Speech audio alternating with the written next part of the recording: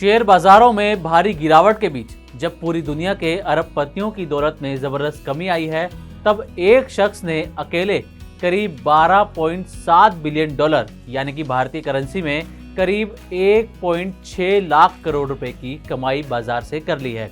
और ये शख्स हैं वॉरेन बफे। यानी शेयर बाजार गिर रहे थे और वॉरेन बफे तब भी अमीर होते जा रहे थे, जबकि दूसरी तरफ एलन मस्क, जेफ बेजोस जैसे दिग्गजों को भारी नुकसान झेलना पड़ा है। लेकिन सवाल यह है कि आखिर कैसे गिरते हुए बाजार में भी वॉरेन बफे ने इतनी कमाई कर ली, कैसे उन्होंने इस संकट को मौके में बदल दिया और इन्वेस्टमेंट पर निवेशकों के लिए वॉरेन बफे की क्या टिप्स हैं जिसे फॉलो करके आप बाजार से अच्छी कमाई कर सकते हैं। इन सभी सवालों का जवाब आपको इस वीडियो में मिलने वाला है। तो सबसे पहले कहानी की शुरुआत करते हैं कि वॉरेन बफे को कितनी कमाई हुई है। तो आपको बता दें कि 2025 में शेयर बाजारों में भारी गिरावट देखी जा रही है। 2025 की शुरुआत से ही बाजार में गिरावट जारी है। इस गिरावट से ज़्यादातर अरबपतियों की संपत्ति घट गई है, लेकिन वॉरेन बफे ने गिरावट के ट्रेंड को मात दी है और इसके उलट जाकर ज़बरदस्त कमाई की है। 2025 में वॉरेन बफे ने अपनी संपत्ति में 12.7 बिलियन डॉलर जोड़ लिए हैं, यानी कि 1 जनवरी से लेकर अब तक 7 अप्रैल तक वॉरेन बफे ने अपनी संपत्ति में 12.7 बिलियन डॉलर जोड़े हैं, जो भारतीय करेंसी में 1.06 लाख करोड़ रुपए बनते हैं। अब उनकी जो कुल संपत्ति है वो 155 बिलियन डॉलर के आसपास पहुंच गई है। तो ये कमाई की है वॉरेन बफे ने, वो भी तब जब दुनिया भर के बाजारों में भारी गिरावट देखी जा रही है। आपको बता दें कि वॉरेन बफे को आखिर ये कमाई हुई कैसी है। तो आपको बता दें कि वॉरेन बफे बर्कशायर हैथवे के जरिए निवेश करते हैं और उन्होंने एप्पल और बैंक ऑफ अमेरिका में अपनी हिस्सेदारी को घटा दिया है। उन्होंने यहाँ से अपनी हिस्सेदारी को घटाकर जापान की टेक कंपनियों पर बड़ा दांव खेला है और वहाँ पर अपनी हिस्सेदारी को बढ़ा दिया है। वॉरेन बफे ने जापान की 5 सबसे बड़ी ट्रेडिंग हाउस में अपनी हिस्सेदारी बढ़ाई है, जिनमें मित्सुई, मित्सुबिशी, सुमितोमो, इतोचू और मारुबेनी में निवेश उनका बढ़ा है। जापान की अर्थव्यवस्था में इन कंपनियों की सबसे महत्वपूर्ण भूमिका मानी जाती है, जिनमें वॉरेन बफे ने निवेश बढ़ाया है और यहीं से उनकी ज़्यादातर कमाई भी होती हुई नजर आई है। तो आपको बताते हैं कि वॉरेन बफे को तो कमाई हुई है, लेकिन जो बाकी अरबपति हैं उनको कितना नुकसान हुआ है। तो आपको बता दें कि 1 जनवरी से लेकर 7 अप्रैल तक एलन मस्क को 130 अरब डॉलर का नुकसान हुआ है और उनकी कुल संपत्ति घटकर 302 अरब डॉलर पर आ गई है।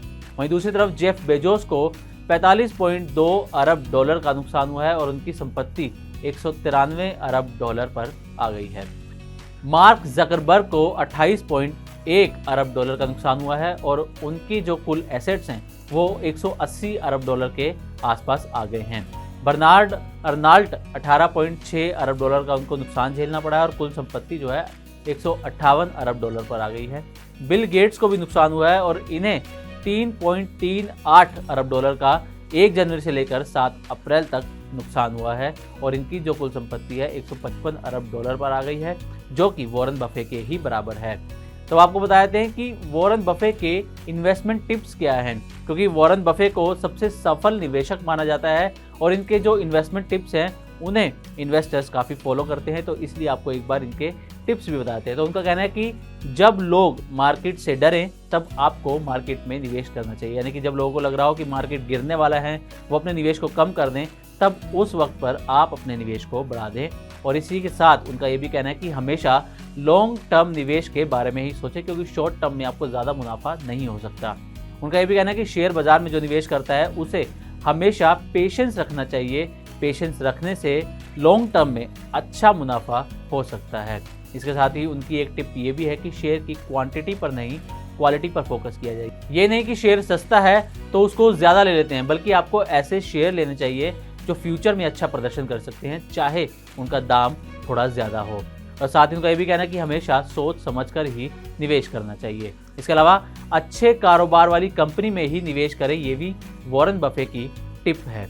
उनके ये भी कहना है कि अपनी क्षमता के अनुसार ही निवेश करना चाहिए, यानी कि आपकी रिस्क लेने की क्षमता क्या है पहले आपको ये देखना चाहिए और उसके बाद ही आपको इन्वेस्टमेंट अपना शुरू करना चाहिए।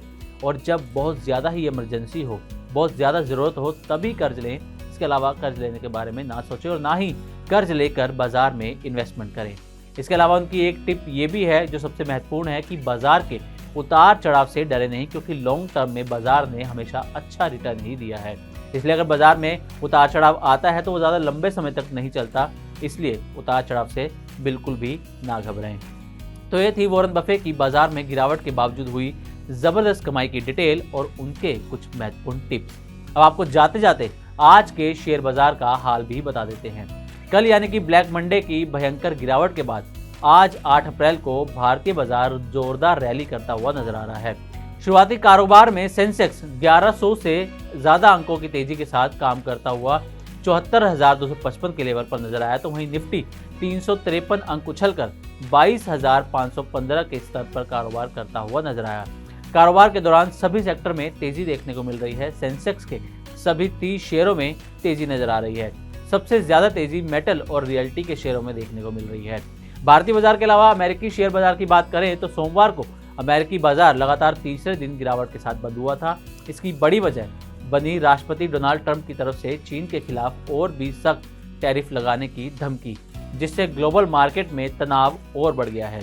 बीते कारोबारी दिन Dow Jones Industrial Average index 349 अंक यानी 0.9% की गिरावट के साथ बंद हुआ था। हालांकि दिन के शुरुआती सत्र में ये 1700 अंक से ज्यादा टूट भी गया था।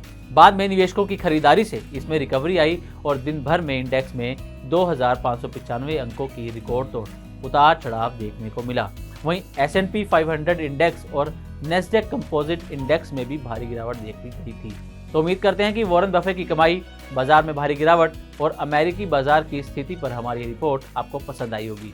इसी तरह की और भी खबरों के लिए बने रहें मनी9 के साथ और सब्सक्राइब करें हमारा चैनल। इसके अलावा आप ऐसी ही और भी खबरों को हमारी वेबसाइट money9live.com पर भी पढ़ सकते हैं। इस सिप से तो नींद टूटती है, लेकिन केवल जागना नहीं, आगे भी तो बढ़ना है। उसके लिए चाहिए एक और सिप।